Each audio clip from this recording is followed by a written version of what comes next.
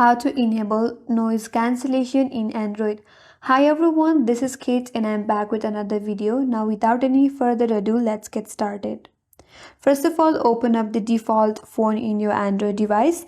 After that, navigate to top right corner and then tap on three dot icon. From this drop down menu, tap on settings. Now under this settings page, you will find accessibility option under general, so tap on it. Now, if the noise cancellation feature is available in your Android device, under this page you will find an option as noise reduction. So all you have to do is turn on that toggle in noise reduction.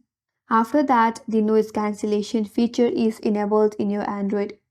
But if you are not able to find that option, that means the feature is not available in your Android device.